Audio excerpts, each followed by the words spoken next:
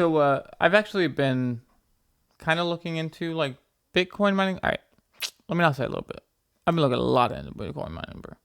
Um, so I came up with this idea because Bitcoin mining is profitable. You have a machine, a computer, or something that Mm-hmm. runs, and so I don't want to get crazy into Bitcoin or like cryptocurrency, I should say, because like I'm not really doing Bitcoin because Bitcoin is so like Bitcoin has been around and done for so long that it's hard to do, and it's fucking like I don't know if you've ever seen, but like There are one. more cryptocurrencies than Bitcoin. Yeah, there's a bunch, bro. There's Ethereum or there's Ether or Ethereum or whatever, like the Ethereum coin or whatever that is. I could be wrong.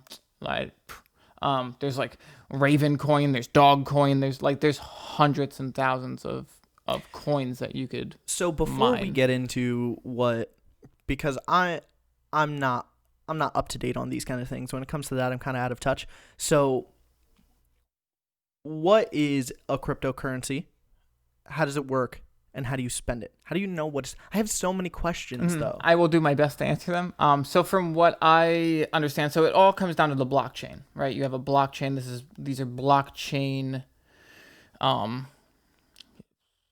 supported cryptocurrencies. I don't know if that's the right word to do it. So essentially, your computer, this thing, a blockchain. It's a block of information that is in a chain, and you get this block of information, or you get this algorithm. Your computer solves it. It sends back information in this block, and then that block, like whatever you're doing that block for, it then rewards you. So essentially, a cryptocurrency is being rewarded for something that you did for that company. So like some companies will reward you in Bitcoin for, or not Bitcoin, I gotta stop saying Bitcoin, for cryptocurrency for, solving algorithms. So that's kind of how Bitcoin works. I was mining Raven coin, which is essentially the same thing. You just solve algorithms on your computer, and you're doing it for this company. It's storing information, and for you doing that, it is rewarding you with a coin that is backed by whatever it's backed by. It's backed by supply and demand. It's essentially, okay, so that's the coin. I'm going to try to compose myself in A to B. So the coin is a reward for doing something for that for that blockchain. So Bitcoin, like Ethereum, they're not the coins, they're just the blockchain network. And then when you get a Ether, that is Ethereum rewarding you for using their blockchain network. All right. So for all the normal people out there like me who had no fucking clue what you were saying, so does all of this prove the fact that money is an idea? Yes. That is actually why it was founded. So, Bitcoin was started or founded or whatever in like 2004, 2005, and that was the thing. It was Bitcoin represents gold, essentially. Like it's a gold type standard. So it has a certain amount. So after we reach like 108 million Bitcoin or whatever it is, you can't make anymore. It's done. Stopped. Like it's over. Every time that people mine it, when you get to a certain amount of coins that were exerted, it halves. So like when you do something, so say you do this algorithm, it rewards you with 6.1 Bitcoin. We'll just use that number. When there has been enough coin that has been distributed, it halves the reward. So then for the same amount of work you did, you would only get like 3 point whatever it would be, 3.25 or 3.05 or whatever. So it has a certain amount you could get, and it halves over time. So it's kind of like a gold standard of like, I don't know. That's the best way that I could ever. Because if you look at Bitcoin, so when you get to these cryptocurrencies, so to skip over to the next question of like, how do you spend it? Like, how is it spent? How do you Mm-hmm. value it? It's essentially a stock. So when you look at it as a stock. So you have a supply and demand. So the more people that are buying it, the higher it's going to go up. The more people that are selling it, the lower it's going to go. So when I say it is kind of like the gold cryptocurrency, like the gold backed cryptocurrency, it if you follow the gold like stock chart line, I spit. I'm sorry, guys. You will see that Bitcoin follows almost identically behind it.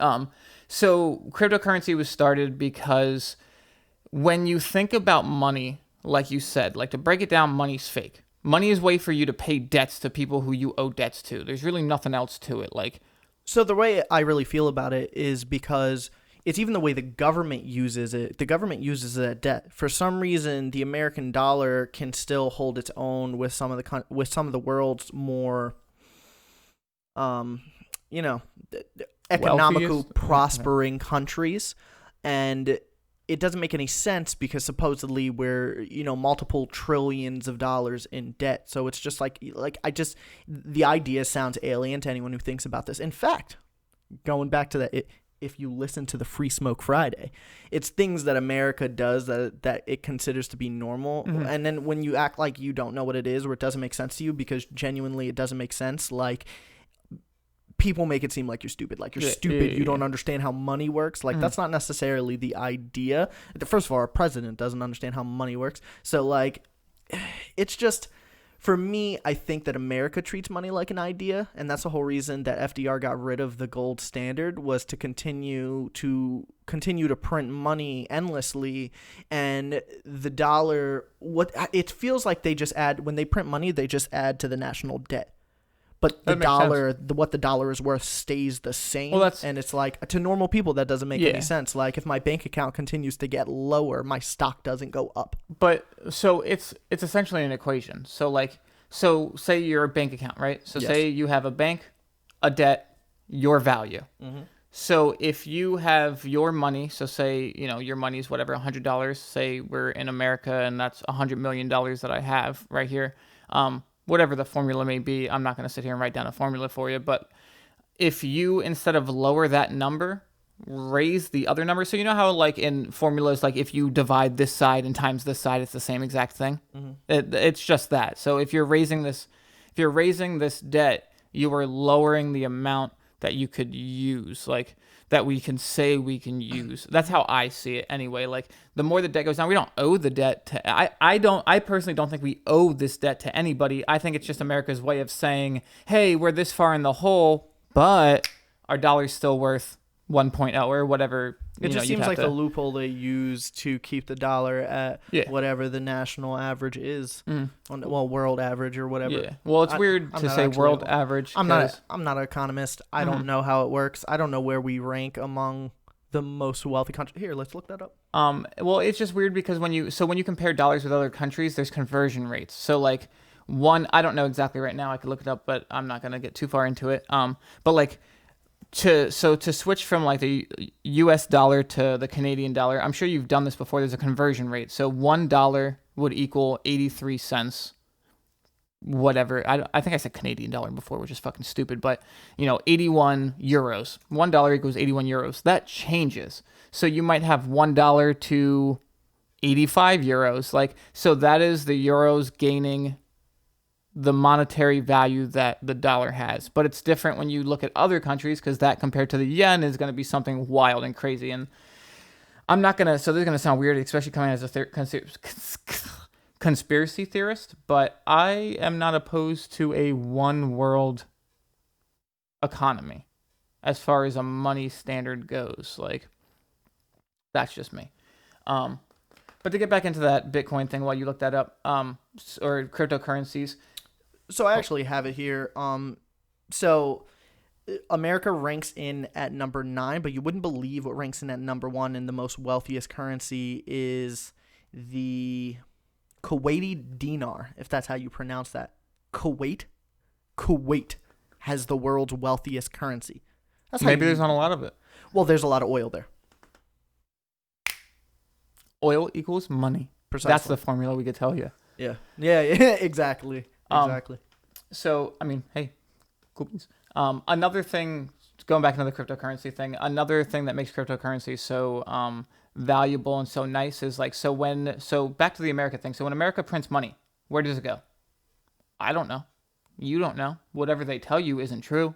But when you have cryptocurrency, everything is recorded. Every transaction is recorded. You can't like find somebody, like everybody has an ID, and that ID is some sort of cryptocurrency comes from cryptographing, which is like you're using a formula to make a code. So you're using a long 32-digit code or whatever, and it's using a formula to make some random generated code. And that is your ID. So nobody could take that code you have and reverse engineer it and find out what your ID is. So like they can't find out who did the transaction, but they see transactions. So every transaction of Bitcoin, every Bitcoin that is made, every Bitcoin that is sent, every Bitcoin that is received is marked and calculated. So there is no fuckery going on with the government saying, hey, yeah, we printed this much stimulus bill. Hey, we printed whatever it was, $3 trillion. The stimulus bill is going to put us into debt, but this is where it went. But how much of it actually go to any of those places? And you can't, like, there's no way you could go and find out. Like, you can't just go to us.com or us.gov and be like, hey, where'd this money go, and see everything. And even if you saw everything, it's just something somebody told you. You don't see the checks. You don't see the transaction lines. All right, so to bring this all home, money's fake. Cryptocurrency is Essentially, a it's fake. trackable money. Yeah, but I mean, end of the day, it's still an internet money. It's still money is just a replacement for bartering and supply and demand. Like so I get it. So how does one mine Bitcoin? Well, do you want me to answer the spend real quick? Don't care. Oh, I mean, spending is easy. You just sell it on the stock market and they pay you for that Bitcoin. But mining cryptocurrency, it's different in different ways. Like, there's some where you sign up to a website and you might like pay them something and they're, hey, here's some, of our coin that could be valuable one day. The way I do it and the way most people do it nowadays is you mine cryptocurrency. So like that Raven coin I was talking about, I mine that. So what you use is you could use your computer. But when you get into Bitcoin, like I said, Bitcoin has been being mined so long that it's having units. It's had a couple halvings where, like, instead of that 6.5 reward, you get you get a 3.25 reward. Like, they've halved a couple times. And every time you do an algorithm, it gets harder and harder and harder. So we've gotten to a point where, like, computers can't do it. You can't mine a Bitcoin on computers. Sorry, but you can't. Like, it's not going to happen. So you mine other things. So I mine Raven coin. And so it uses my computer to solve these algorithms. You could use your GPU, you could use your CPU, you usually use your GPU because your GPU is made to do a heavy workload. So when you think of a video game, or even when you think of this, like, your graphics card is for your graphics. So every single thing here is a pixel. It has to generate those pixels. It has to constantly keep moving those pixels. When you're playing a game, it has to do physics and it has to do formulas to find out where things are going to go so it could draw it to your screen. So, like, there's a lot of stuff going on with that. So you use your GPU to mine these coins. So you download some sort of miner, you put the formula that you want to use in, or, like, you usually copy it from something. Most miners have these things already in them. Super easy now. You can literally download a miner, like, hey, this is what I want to do with the miner, put what you want to do, and then boom, like, you're mining. So you use your GPU to mine these coins. It solves these algorithms. You join a pool because it's like if you do it by yourself, you're not going to get a lot because your computer, like, unless you're putting thousands and thousands of dollars into your computer, you're not going to have the power to do that. So you join a pool and all of your processing power gets used together to try to solve these equations. So it takes this formula, breaks it up, sends everybody a little bit, and then, like, all right, you did that, boom, we send it in, you did that, you send it in, and we all, like, kind of work together at this formula. For Bitcoin, there's these things called ASIC miners, I think, and they are units that you buy and they do nothing but mine Bitcoin. Like, literally, it's a block the size of this paper that's over here, boom, you put this bitch down, you press start, and it just mines Bitcoin for you. You connect it to a wallet, it mines Bitcoin. So going into what I was saying, that I was going to start mining Bitcoin. So the issue with those things is they take up a lot of power, bro. A lot of power. Like, I'm talking, like, one of those good ASIC miners takes up about 2,500 watts as it's running an hour. Those are watt hours. So you got to think, like, that light bulb's probably taking 10. Your microwave, when you use it, might use 200 when you use it. Your air conditioning might use 150, 200 when you use it. This thing is constantly using 2,500 as long as you have it on. So the issue with mining cryptocurrencies is it costs a lot on your electricity bill. Your electricity is going to skyrocket using. I mean, I'm sure you don't have a desktop computer, but I'm sure you've had something that, like, the AC. You have AC. When the AC is on, that shit blasts. Shit, yeah. So imagine 4 of those bitches all the time, every day, 24/7. So to get into I'm trying to mine Bitcoin. So there's a long-fetched idea that I have where I want to use solar panels to power my Bitcoin miners or my cryptocurrency miners. Issue with that is, like I said, it takes up a lot of power. So what I want to do is I want to get a computer. It's got a slot for 10 GPUs. It's going to be a different computer. It's not going to be this because this is my computer and I love this thing and I got to make sure that it stays my baby. So I want to get a motherboard with, like, 10 GPUs. You put these GPUs on it and now you have 10 different GPUs. So I was with my computer right here, nothing else, overclocked a little bit, whatever. I was able to essentially make $60 a month from this Raven coin that I was doing. And what that would be is you would get those coins, you would end up just selling it on Coinbase, you'd swap with somebody, and it's like selling a stock. Essentially selling coins is like selling stocks. So I'd have 10 of these things running. So if I got the same thing I had now, I had 10 of them, I'd be able to make $600 a month, which, you know, still isn't a lot. It's not going to pay for everything, but that's what I'm saying. Like, it's going to be an in-time extra thing. $600 is. Yeah. So, all right, to cap off the segment. So what you're telling me is you were playing an idle mobile game to get real money. Essentially, but as idle as you could possibly get. Like, it's not even, it's like Schrodinger's cat in this bitch. Like, you're just looking at it like, is it working? I don't know. I ain't gonna open it and find out. Like, you don't see, like, you could watch it. Like, you could, like, it's got a command, usually pulls up the command prompt and it has like how much you're doing and how fast it's going and all that other stuff. And you could kind of watch it and see what you're doing, but like, you're letting it go. Like, that's what Bitcoin, like, that's the good thing about Bitcoin mining is like, you can make, so say I make that $600 a month. Besides for the initial startup, I never touch it again. Like, it's just sitting in a shed somewhere. That's what I would do. I'd get a shed, I'd have it set up, I'd have some solar panels around it and just power this shed. And you're just looking at it. So it's a nice, like, passive income. That's why I want to do it. My goal in life is passive income. To break it down, I want passive income. I have, you know me, I dabble in stocks. I want to make stocks a passive income. I want this to be a passive income. I want to be able to sit in my chair and look at you for a podcast for an hour and a half. I'm just staring in your eyes, and in the background, I just made fucking $1,200 doing nothing. I'm just looking at you. My computer's doing the work. So it's a far-fetched dream. The solar panels, I mean, we're not going to get into the solar panels in this segment because we'll be here for another like 45 minutes just talking about that. But solar panels aren't very good these days. You got like a 350 watt. So in order to run a computer like that, that's running at 2,000 watts, you would need 10 of those solar panels because you need a little extra just in case the sun's not all the way out. So like 10 of those solar panels is looking at $3,500. We didn't even talk about everything else you need yet. So to do something like that, you would need a good like $30,000 to really set up a efficient Bitcoin mining solar panel project. Cryptocurrency mining solar panel project.